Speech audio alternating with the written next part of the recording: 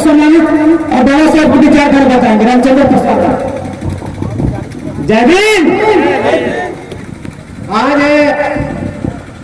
परम पूज्य बाबा साहब B.R. अम्बेडकर की 134वीं जन्मदिन के शुभ अवसर पे कुछ बोलने से पहले इस धरती पे जन्मे संत गुरु महापुरुष को नमन करते हुए तथागत बुद्ध के चरणों में श्रद्धा सुमन अर्पित करते हुए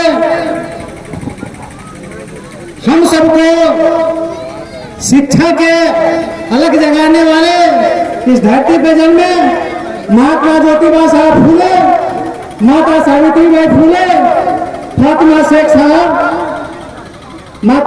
फातिमा शेख जी, आरक्षण के जनक छत्रपति साहू महाराज और नारायण गुरु गाड़ी साहब,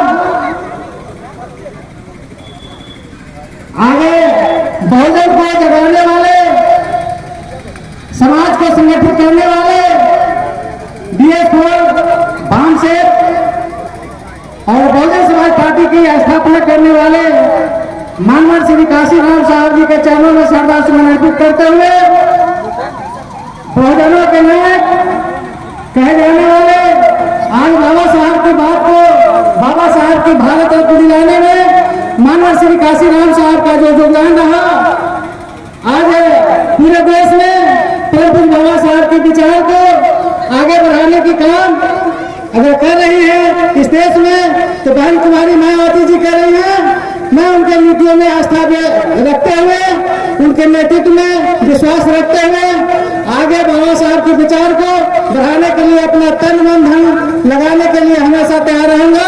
आप सब लोगों को और इस मंच पे बैठे हमारे बैराज विधानसभा के पूर्व विधायक माननीय नंद कुमार बाबू, हमारे बीच में बैठे हमारे भुवनेश्वर भाई पूर्व जिला पार्षद, इस मंच पर बैठे पूर्व डीआईजी सुगल पासवान जी, इस मंच पर बैठे इनकम टैक्स के पूर्व पदाधिकारी रहे प्रहलाद बाबू, इस मंच पर बैठे पूर्व मुखिया रघुवर बाबू, रघुवर भाई जी, इस मंच पर बैठे पूर्व मुखिया प्रत्याशी रहे हमारे भाई संजय पासवान जी, हमारे साथ में साथ चलकर पूरे बिहार में चलने वाले एक जुझारू भाई बालकनाथ सहनी जी जो बहुजन समाज पार्टी में हमेशा संघर्ष करते रहे हैं, मंच पर भी खड़े हैं, आए हुए हैं हमारे बीच। हम सबकी बहना बैराज विधानसभा ही को कोने कोने में जाकर के अपने समाज को जगाने वाली हमारी बहना बैठी डॉक्टर बीना दास जी और इस मंच के सामने बैठे मैं तमाम लोगों का हार्दिक दिल से जय हिंद स्वागत करता हूँ, अभिनंदन करता हूँ। आज बाबा साहब की जयंती मनाने की जरूरत क्यों पड़ी है? बाबा साहब कौन है? बाबा साहब को हम सब आने वाला पीढ़ी नौजवान साथी जय भीम बोल रहे हैं। बाबा साहब को किसने दबाया और किसने बताया, इस बात को समझने की जरूरत है। परम पूज्य बाबा साहब की बात को बताने के लिए एक गरीब का बेटा साइकिल से चल करके सूखी रोटी खा करके मानव श्री काशीराम साहब सोए हुए समाज को जगाने का संकल्प लिए, जिसके वजह से हम इस मंच पर खड़े हैं, जिसका नेतृत्व बहन कुमारी जी कर रही है। और आज संविधान की बात हो रही है। परम पूज्य बाबा साहब को संविधान लिखने के लिए अपने चार पुत्र की कुर्बानी देनी पड़ी। उस 4 पुत्र का परिणाम है कि भारत का संविधान है। और संविधान लिखने के लिए 2 वर्ष 11 महीने 18 दिन लगे थे। ऐसा संविधान पूरे विश्व में कहीं संविधान नहीं है। भारत का संविधान विश्व का सबसे संविधात्मक संविधान है। विशालकाय भारत का विशालकाय संविधान है जो विश्व का सबसे बड़ा संविधान है। उस संविधान को समाप्त करने वाले मनो विचार कर रखने वाले लोग और उसमें हमारा सहयोग करने वाले लोग दोषी हैं।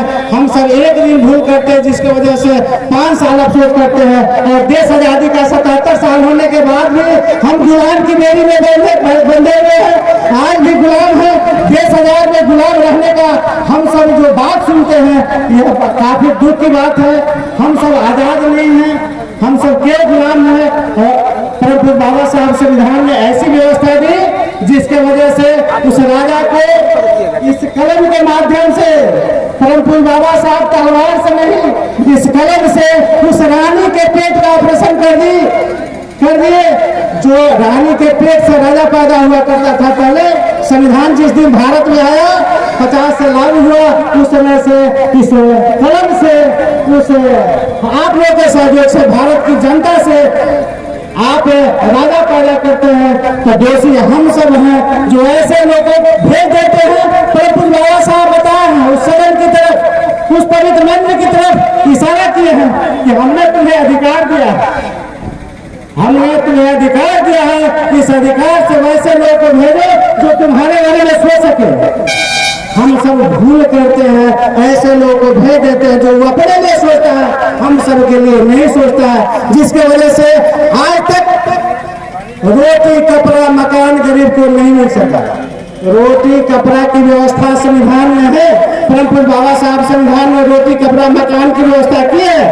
आपको प्रमाण के रूप में उत्तर प्रदेश में बहन 4 बार सत्ता में आए, तो वहाँ गरीब को, भूमिहीन को 3-3 एकड़ जमीन देकर के 48 लाख हेक्टेयर जमीन बहन जी उत्तर प्रदेश में बांटने के काम की, जो अभी तक कोई सरकार नहीं यहाँ दे पाई है।